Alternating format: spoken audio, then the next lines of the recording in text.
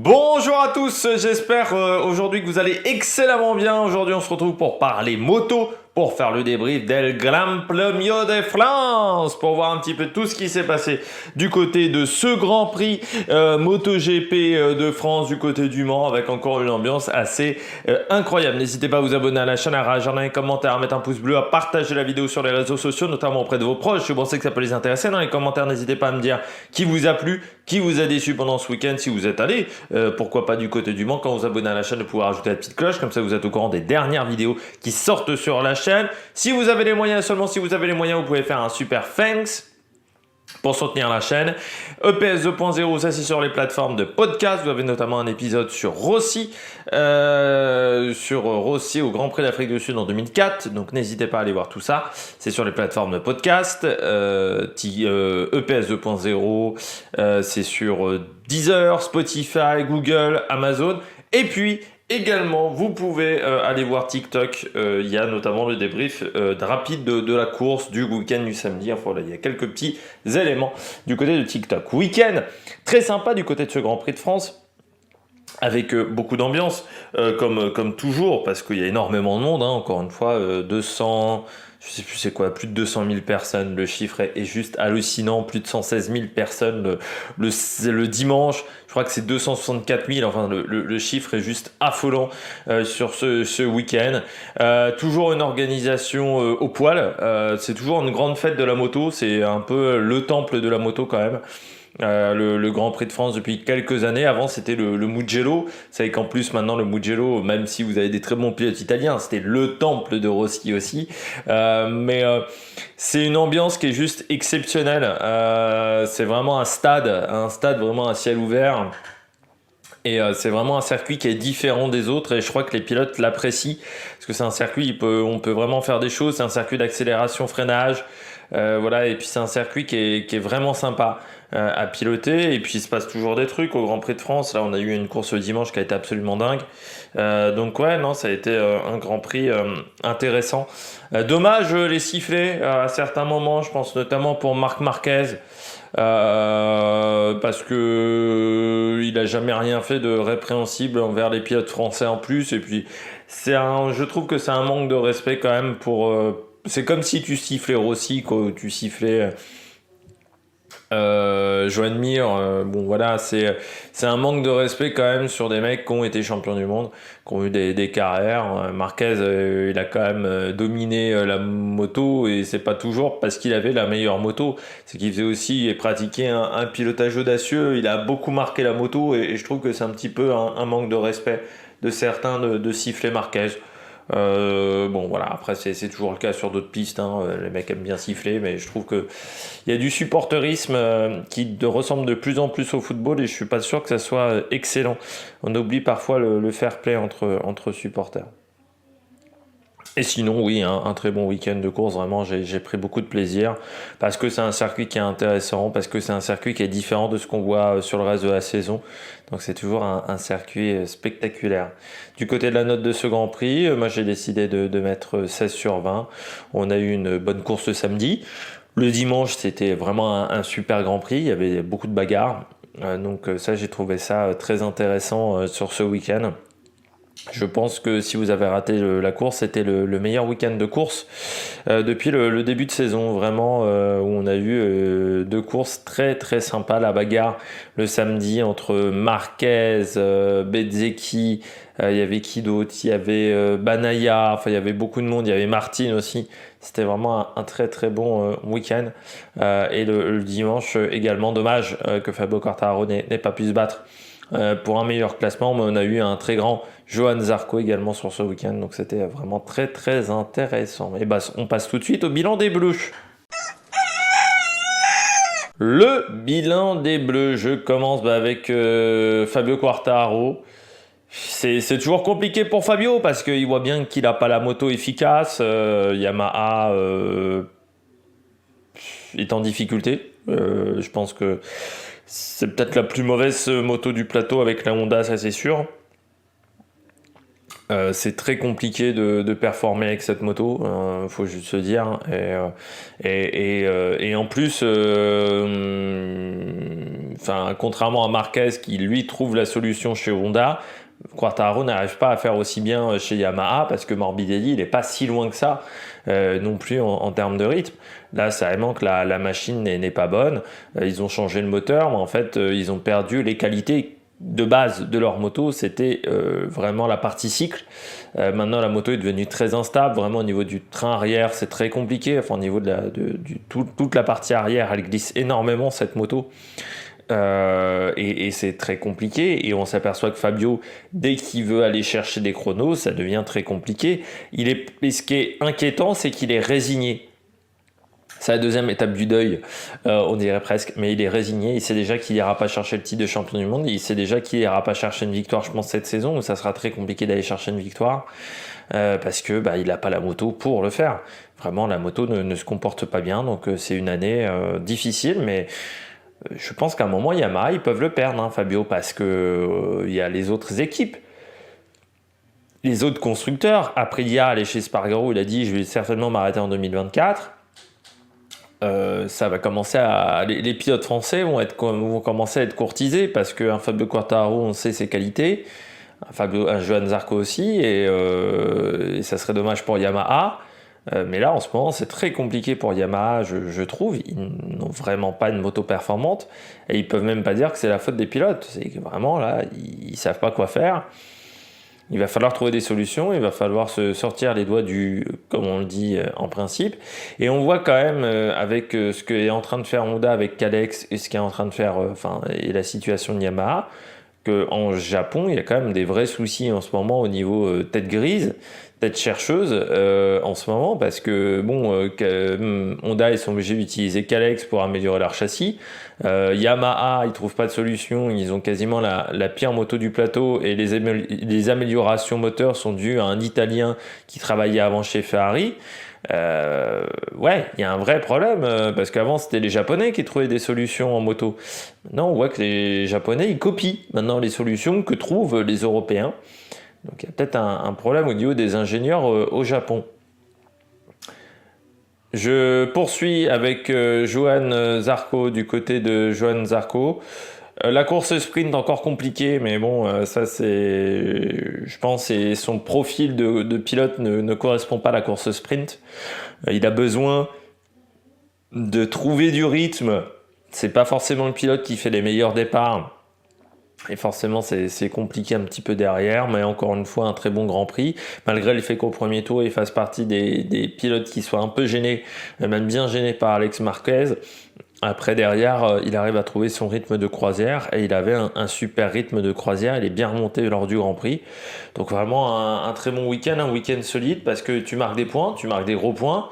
Le championnat est loin d'être fait, avec ton podium, en plus un podium à domicile ça fait toujours du bien, mais il prend quand même la 6e place de la course sprint, et il finit fort encore sur la course sprint. On sent qu'il a encore du mal avec certains éléments de sa moto, c'est-à-dire que c'est pas encore, il n'a pas encore la parfaite maîtrise de sa moto, mais il fait vraiment du bon boulot quoi, sur ce week-end. Et puis c'était important le dimanche de rester assez proche de Jorge Martin, qui avait fait un super samedi, donc vraiment pas mal du côté de Johann, de rester haut dans la hiérarchie Ducati, parce qu'il y a aussi Bezzecchi qui fait des bonnes courses, Marini aussi de temps en temps, c'est un peu plus irrégulier du côté de Marini, donc ouais, il y avait besoin pour Johann de montrer encore des bonnes choses. Et il fait un super week-end de course, quoi. Vraiment, encore une fois, Johann, il fait vraiment des très bonnes choses. À lui de trouver encore le petit truc qui lui manque pour être vraiment en totale confiance sur sa moto, parce qu'il lui manque pas grand-chose. Vraiment, il manque encore un petit step pour aller chercher peut-être 1 dixième, 2 dixièmes, pour avoir encore plus confiance dans sa moto. Et là, peut-être que la première victoire sera possible dans ce genre de situation. Mais encore un podium quand même pour Johann. Et encore une belle course. Vraiment un bon week-end, je dirais, pour Johann Zarco. Il lui en manque un petit peu en qualif. Et puis en course, vraiment sur les débuts de course, voilà, faut qu'il trouve un peu plus de rythme, je dirais, sur le time attack. Et puis après, derrière, ça ira de mieux en mieux pour lui. Donc on verra comment ça va se passer pour les prochains Grands Prix du côté de Johann Zarco sur cette moto. On passe à Tech 3. Très bon week-end de Fernandez, d'Augusto Fernandez qui a vraiment peut-être trouvé la solution chez KTM. Mais là, il a fait un super week-end, 12e en qualif, c'était la première fois qu'il allait en Q2. Dommage son samedi où il tombe parce qu'il était vraiment pas mal le samedi. Il allait marquer 2-3 points très intéressants pour lui au championnat. Puis par contre le dimanche il fait vraiment une démonstration. Je peux vous dire que Johann Zarco il a eu beaucoup de mal à s'en défaire. Et il a eu vraiment un très gros rythme. Il finit qu'à 6 secondes de Bezzecchi. C'est pas loin, hein. Il est qu'à 2 secondes de Johann Zarco, hein, donc moins de 2 secondes même. Donc vraiment un très très bon week-end de la part d'Augusto Fernandez qui avait un rythme très régulier. Et puis il n'a pas craqué pendant la course, donc vraiment très très bien pour le débutant de chez Tech 3. Très bon week-end. Et puis Jonas Folger, il marque quand même les points de la 13e place. Hein. Ça c'est aussi intéressant. Il marque des points quand même au classement par équipe. Alors oui, il fait ce qu'il peut, Jonas Folger, mais il marque des points, donc ça c'est très intéressant. Pour l'équipe Tech 3 qui fait plutôt une saison intéressante au championnat par équipe. Ils progressent, hein. Ils sont 9e, donc ils font vraiment du bon boulot par rapport à RNF et Honda, donc vraiment pas mal ce que fait Tech 3, et c'est des résultats réguliers pour ça.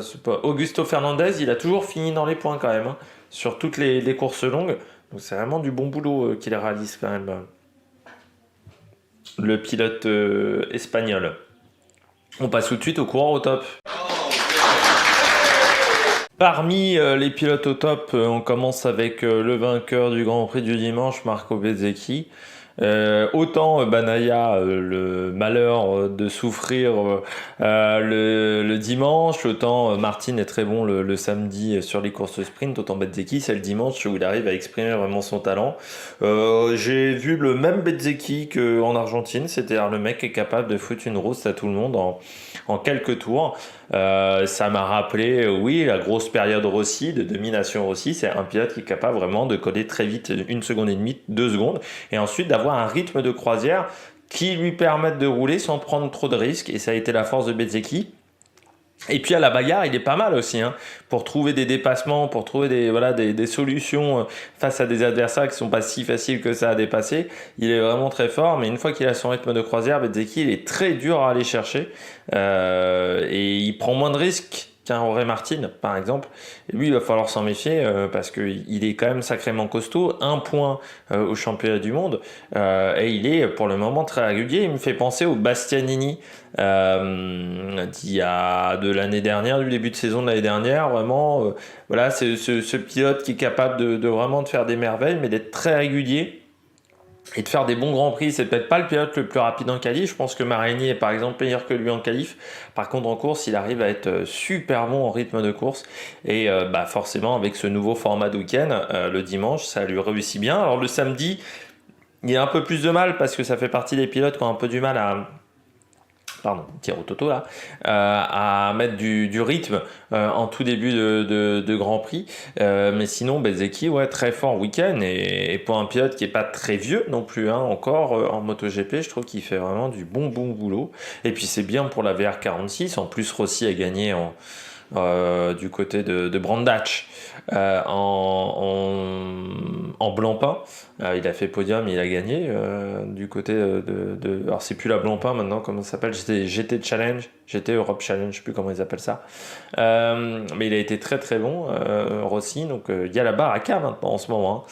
Avec la VR46 il fait du bon boulot, Rossi il fait des podiums, chapeau en ce moment autour de Rossi. Et Bezzecchi il va commencer aussi à être courtisé par d'autres équipes parce que la VR46 va devenir un peu petite pour lui. Et c'est vrai que peut-être que Ducati va être intéressé, Pramac aussi, hein, parce que Johan a un contrat de 1 an, qu'on ne sait pas ce que ça va donner après. C'est vrai qu'il y a peut-être y avoir une inversion de poste, je ne sais pas, entre les deux, ou réfléchir du côté de Johan. Peut-être à aller voir d'autres équipes, d'autres motos. Mais pour le moment, c'est pas encore fait, hein, parce que les contrats, on est qu'au tout début, et il va se passer encore pas mal de choses.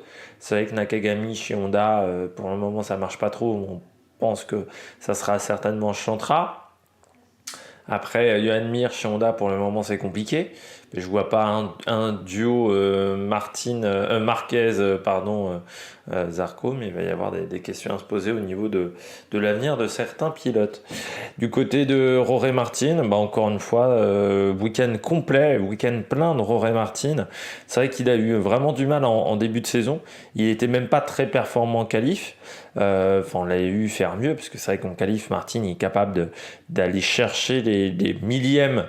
Je pense comme Marquez, comme Marc Marquez, c'est vraiment, il a cette faculté-là en qualif de trouver prendre des risques absolument phénoménaux.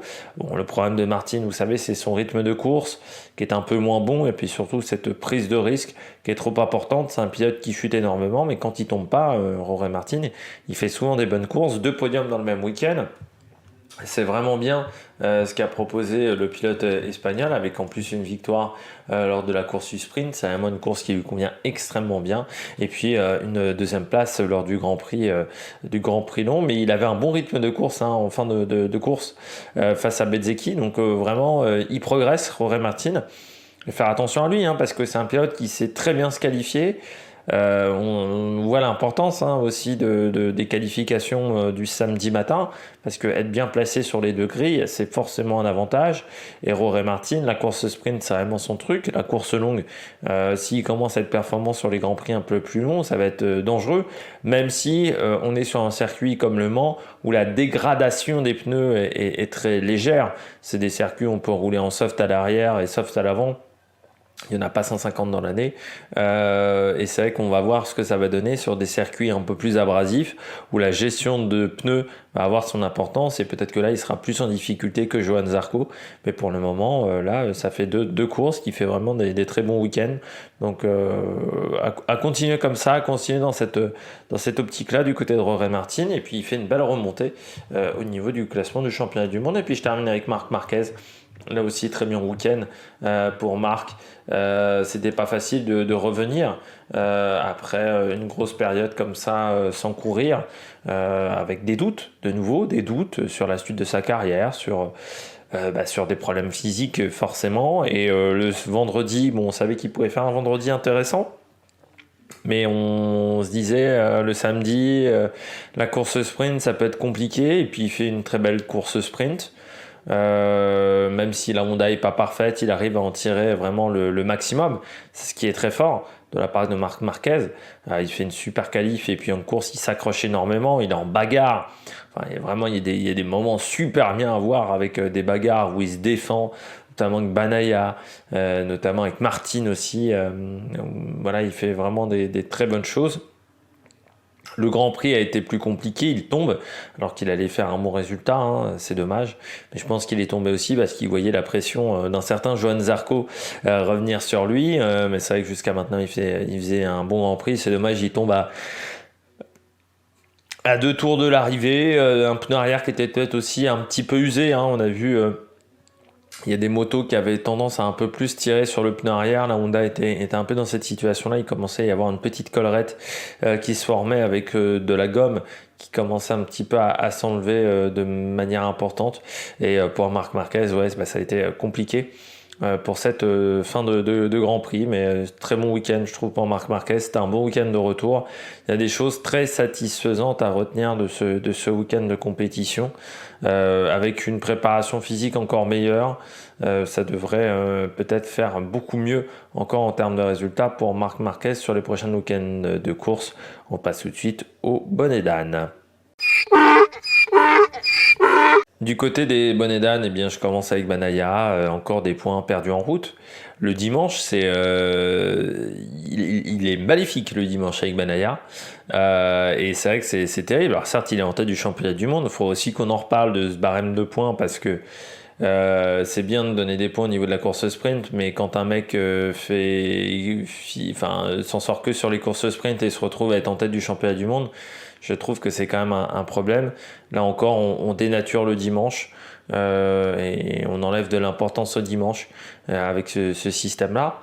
Mais du côté de Banaya, c'est compliqué quoi. On sent qu'il est pas à l'aise mentalement. Je sais pas, il est perturbé mentalement. J'ai l'impression parce que là, quand on voit la tentative de dépassement qu'il fait sur Vignales, alors déjà c'est raté. Mais en plus, il n'y a quasiment aucune chance pour que ça fonctionne. Donc c'est une énorme prise de risque, alors que il aurait pu le redépasser dans la courbe Dunlop.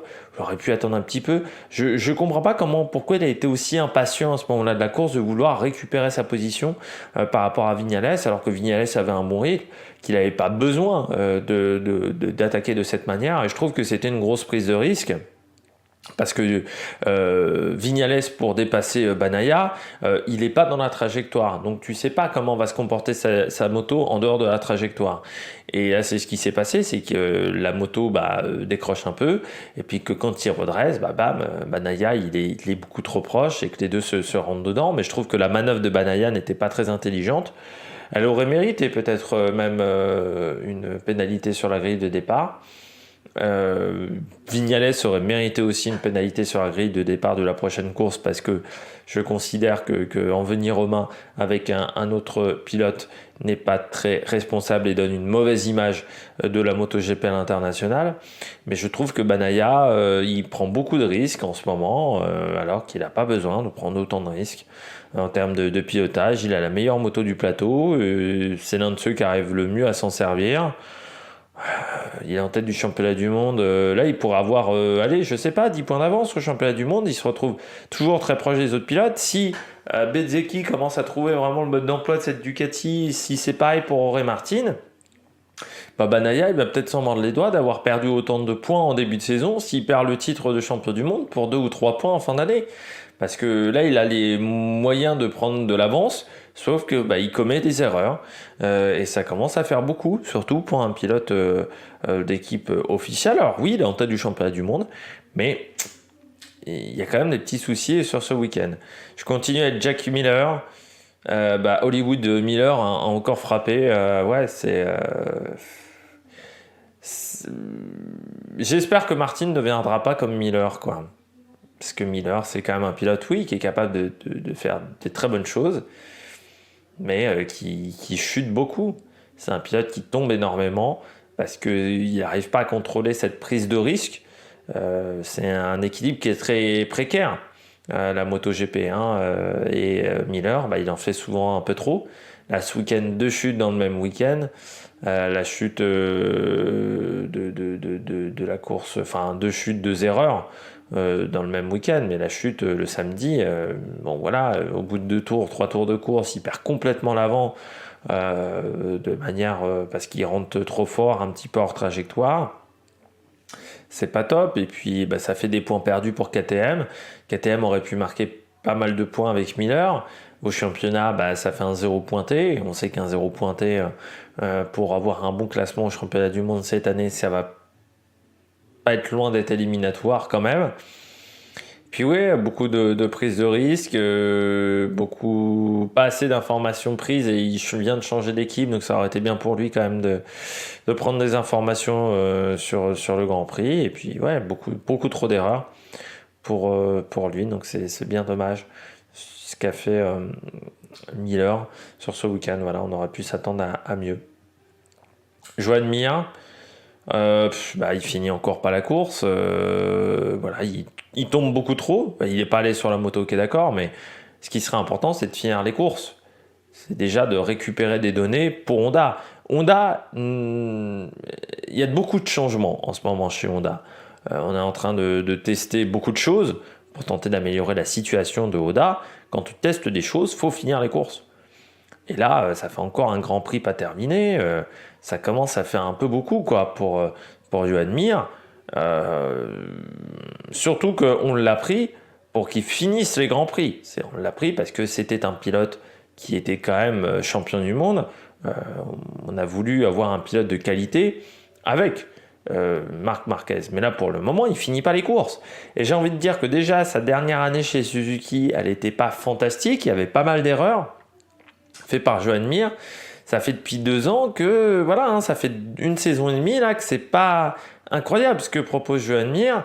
Il y a des champions du monde qui ont obtenu un titre de champion du monde et puis qui, 2, 3, 4 ans après, ils étaient mis au rebut parce que considérés comme insuffisants en termes de travail.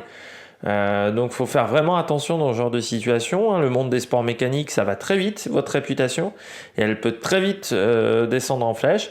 J'ai peur que du côté de Joan Mir, eh bien, ça commence à ressembler à ça. Et puis, je termine avec Alex Marquez. C'est dommage, c'est un peu comme Bagnaia, il n'arrive pas à profiter du matériel qu'on lui donne. Il a trouvé tout de suite des bonnes sensations sur la Ducati, il a trouvé tout de suite des bons repères de pilotage sur cette Ducati, mais pour le moment, ça ne marque pas de points. Parce qu'il y a des erreurs de sa part. Peut-être que c'est la première fois qu'il sait qu'il a une machine qui peut jouer la gagne. Et il en fait un peu trop. Parce qu'il n'est pas habitué à être dans cette situation-là. Notamment, je pense au Grand Prix dimanche. Où vraiment son action sur le premier tour, moi je suis totalement d'accord pour lui mettre une pénalité sur la grille de départ. Parce qu'il y va beaucoup trop franco et il coûte la course, il coûte un début de course à Binder et à Zarco avec cette action-là, et je pense que vraiment voilà, c'était pas une action responsable, c'était pas une conduite responsable de la part de Alex Marquez. Mais oui, ensuite tu te craches. Alors oui, il a de la malchance, hein, parce que des fois c'est pas de sa faute, mais c'est dommage de ne pas réussir à marquer des points, de ne pas réussir à concrétiser plus, parce que Alex Marquez, il est à l'aise sur sa machine, il pourrait être dans le top 10 du championnat du monde, mais pour le moment c'est un petit peu compliqué, parce que voilà, il y a un peu trop de points laissés en route, un petit peu comme Bagnaia. Je crois que nous avons fait le tour de ce week-end, nous allons regarder les classements tout de suite, on passe au classement pilote. Du côté du classement pilote, c'est Francesco Bagnaia qui est en tête avec un petit point d'avance sur Bezzecchi. Brad Binder n'est qu'à 13 points. À 14 points, on retrouve Jorge Martin. Johan Zarco, lui, est 5e avec 66 points. Luca Marini, 6. Vignales, 7. Fabio Quartararo, 8. Jack Miller, 9. Alex Rins, 10. Alex Marquez, donc seulement 12e avec ses points éparpillés en cours de route et lui aussi un 0 pointé comme Jack Miller. Augusto Fernandez qui remonte à la 14e place. Marc Marquez, lui, est 19e, juste derrière Dani Pedrosa. Du côté du classement constructeur, Ducati est en tête, assez largement, avec 174 points. On retrouve ensuite KTM avec 103 points. Aprilia est 3e, un peu moins bien quand même Aprilia que l'année dernière. Ils ont du mal à avoir un super rythme de course. Honda n'est pas très loin, donc à seulement 7 points de retard. Et puis Yamaha qui commence à être un petit peu largué au niveau de ce classement constructeur, le classement par équipe. Eh bien, nous retrouvons la VR46 en tête avec un petit point d'avance sur Pramac. On retrouve ensuite KTM, 3e avec 130 points. Ducati est 4e avec 104 points. Aprilia 5, Yamaha 6, LCR Honda 7, Gresini 8. Gaz 37 points, c'est bien 9e. Et puis dans les deux dernières places, RNF et le team officiel Honda. Nous, on se retrouve donc pour le prochain Grand Prix. Le prochain Grand Prix qui sera un Grand Prix très intéressant, mais qu'on ira en Italie sur le Mugello. Ça sera le 11 juin. Donc voilà, il y a un petit trou là en ce moment pour la moto. On ne reprend que le 11 juin pour ce Grand Prix de France. Et puis ensuite, on enchaînera 3 courses d'affilée. 2 courses d'affilée entre le 11 juin, le Mugello. Et puis le week-end d'après, on aura le Grand Prix d'Allemagne. Et le week-end encore d'après, on aura le TT à Assen. Donc voilà, 3 week-ends en 3 semaines avant une pause estivale qui sera importante avant le Grand Prix de Silverstone le 6 août. Eh bien, j'espère que vous avez aimé cette vidéo. Si vous avez aimé cette vidéo, n'hésitez pas à vous abonner à la chaîne, à réagir dans les commentaires, à mettre un pouce bleu. Et puis nous, on se retrouve pour de nouvelles aventures sur la Make Production. Ciao, ciao!